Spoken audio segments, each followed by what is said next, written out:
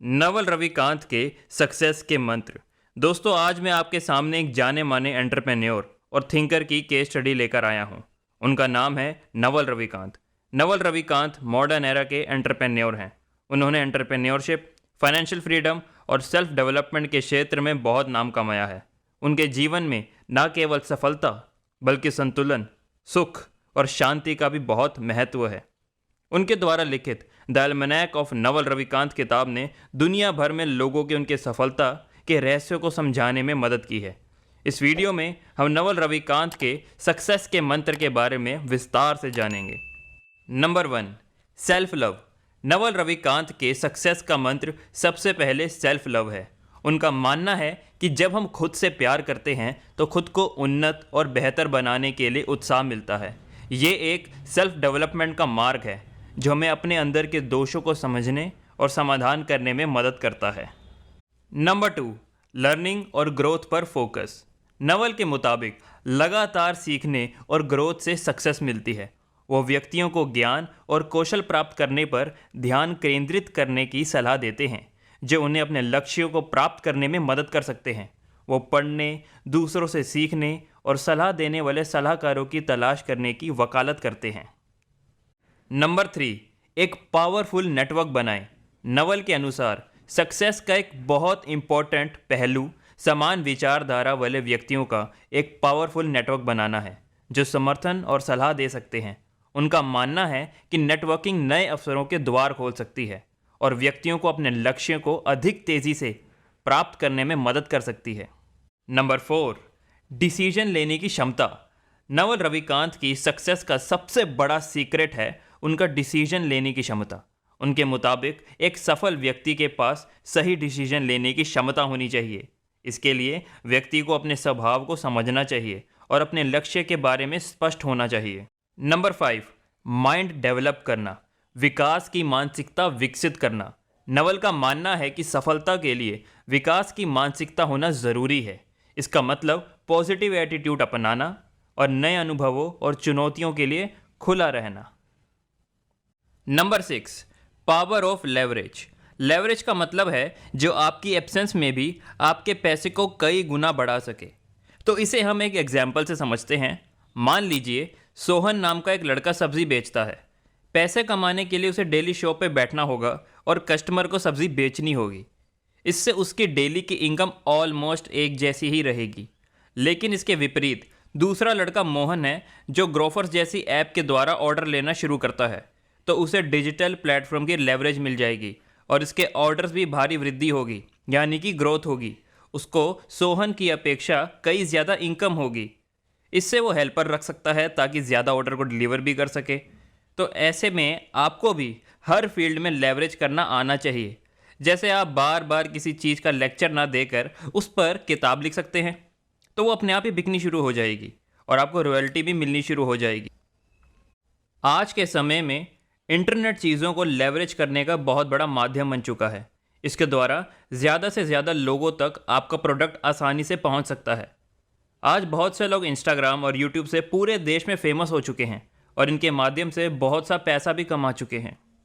Number 7, create enough wealth. Naval Ravikant के अनुसार wealth का मतलब मनी नहीं है, बल्कि वेल्थ आपकी वो सब चीज़ें हैं जिनकी हेल्प से आप सोते हुए भी मनी अर्न कर सकते हैं। जैसे कोई website, invention, business app, computer program और प्रोडक्ट आदि। लोग इन्हें आपकी एब्सेंस में भी यूज़ कर पाते हैं और इनके लिए पे भी करते हैं। इसीलिए आपको वेल्थ क्रिएट करनी है तो जॉब के साथ साथ ऐसी चीज़ें क्रिएट करने पे भी ध्यान देना चाहिए। जैसे अगर आप एक अच्छे राइटर हैं तो आप कोई ब्लॉग शुरू कर सकते हैं। जब आप सोए होंगे तब भी कोई आपका ब्लॉग पढ़ रहा होगा और उस पर आने वाली एडवर्टीजमेंट की वजह से आपकी पैसिव इनकम होती रहेगी। Number 8, talent and knowledge. हम सब में कोई ना कोई टैलेंट ज़रूर होता है, लेकिन शुरू में वो टैलेंट मिट्टी में सने हीरे की तरह होता है। उसमें कोई चमक नहीं होती है। ऐसे में हमें उस धूल को हटाना होता है। यदि आप राइटिंग का टैलेंट रखते हैं तो पहले ही दिन से आपको नॉवल लिखना शुरू नहीं करना चाहिए, बल्कि कई दिनों तक रोज़ लिखते रहना चाहिए। कई दिनों की प्रैक्टिस के बाद ही आप एक अच्छे राइटर बन पाओगे। ऐसे ही अगर आप एक सिंगर बनना चाहते हो तो आप सिंगिंग की क्लासेस लेकर अपने टैलेंट को निखार सकते हो। टैलेंट के अलावा आप में अपनी फील्ड का नॉलेज भी होना चाहिए। जैसे आप बैंकर हैं तो आपको लोन आदि का बहुत सारा जानकारी रहेगी। इसकी नॉलेज से आप अपनी एक बुक लिख सकते हैं। Number 9, happiness learning happiness. हमारा नज़रिया हमारी खुशी के लिए जिम्मेदार होता है। आपने देखा होगा कोई व्यक्ति कम इनकम में भी खुश रहता है, तो कई ऐसे भी लोग हैं जो बहुत पैसा होने के बाद भी खुश नहीं रह पाते और अपने जीवन में कमियां निकालते रहते हैं कि मुझे ये नहीं मिला, मुझे ये चाहिए।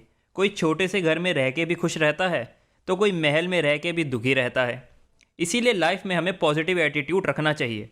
ज़्यादातर लोग जीवन में परेशानियों से घबरा जाते हैं और अगर जीवन में अधिक परेशानी आ जाए तो उदास हो जाते हैं, जबकि हमारा ध्यान प्रॉब्लम से ज़्यादा सॉल्यूशन पर होना चाहिए। हम में से बहुत लोग ऐसे हैं जो बुरी परिस्थितियों के लिए भाग्य को दोष देते हैं, जबकि परिस्थितियों का आना जाना तो जीवन का चक्र है। भाग्य का दोष देने के बजाय अगर हम खुद पर फोकस करें, एक लक्ष्य निश्चित करें और उसी पर काम करें तो देखिए कितना अच्छा होगा। हमारा दिमाग जिस बात पर केंद्रित होता है वही हम महसूस करते हैं। जैसे अगर हम खुशी पाना चाहते हैं तो हमें दिमाग में खुशी देने वाली चीज़ें बार बार आती रहेंगी, इसीलिए एक पिक्चर बन जाएगी और वो आपको फील गुड कराएगी। Number 10, find work, feel lucky and happy. अगर आप वेल्थ क्रिएट करना चाहते हैं तो उसके क्रिएशन को एंजॉय करें, बोर फील ना करें। वेल्थ क्रिएशन का सही तरीका फ़ायदेमंद होता है। गलत तरीके से कमाया गया पैसा कभी खुशी नहीं दे सकता, बल्कि बदनामी और शर्मिंदगी देता है। वेल्थ कमाने के लिए हमें लालच का सहारा भी नहीं लेना चाहिए। सही स्ट्रैटेजी के साथ काम करने पर वेल्थ में हमें लाभ भी मिलता है, जैसे नौकरी के साथ कोई साइड बिजनेस करना या सही जगह इन्वेस्ट करना। Number 11, last but not the least, find the meaning of life. हम सब के लिए लाइफ का मीनिंग अलग होता है। निहिलिज्म की फिलॉसफी के अनुसार लाइफ का कोई मीनिंग नहीं है। हम जानते हैं कि एक दिन सब खत्म हो जाएगा। दुनिया में ऐसे कई व्यक्ति हैं जिन्होंने बड़ी कंपनी बनाई, लेकिन वो आज इस दुनिया में नहीं है। ऐसे ही कई लोग सक्सेस के लिए बहुत परेशान रहते हैं, लेकिन जब सक्सेस मिल जाएगी तो क्या होगा? एक दिन सब यहीं रह जाएगा। लेकिन नवल कहते हैं कि निहिलिज्म की फ़िलॉसफी केवल परेशान होने के लिए नहीं है, बल्कि जब हमें ये पता चल जाए कि लाइफ का कोई मीनिंग नहीं है, उसके बाद ही हमारा काम शुरू होता है। हमारा काम है लाइफ को मीनिंग देना। हम हाथ पर हाथ रखकर नहीं बैठ सकते ये सोचते हुए कि एक दिन सब खत्म हो जाएगा। इसके विपरीत हर समय बहुत से लोगों को हमारी ज़रूरत होती है। जब हम दूसरों की हेल्प को अपना मकसद बना लेते हैं तो हमें लाइफ का एक मीनिंग मिल जाता है। पहले अपनी खुशी ढूंढिए, फिर दूसरों को भी खुश करने में मदद कीजिए। जैसा कि आपने शिवाजी द बॉस रजनीकांत जी की मूवी देखी होगी। जैसे यदि आप एक टीचर हैं तो बहुत सी नई नई किताबें पढ़िए और फिर वही स्टूडेंट्स को ज्ञान भी दीजिए। इससे आप उनका करियर बनाने में योगदान देंगे और वो स्टूडेंट्स जब कुछ अचीव कर लेंगे तो आपको उससे बहुत खुशी मिलेगी। इस तरह हर व्यक्ति को अपनी लाइफ में कोई ना कोई पर्पस ढूंढकर अपने जीवन को महान बनाना चाहिए। तो दोस्तों, नवल रविकांत की सफलता के सूत्र केस स्टडी आपको कैसे लगे कमेंट करके ज़रूर बताइएगा और चैनल को लाइक, सब्सक्राइब और शेयर ज़रूर कीजिएगा। हम जल्दी एक और शानदार केस स्टडी के साथ मिलेंगे।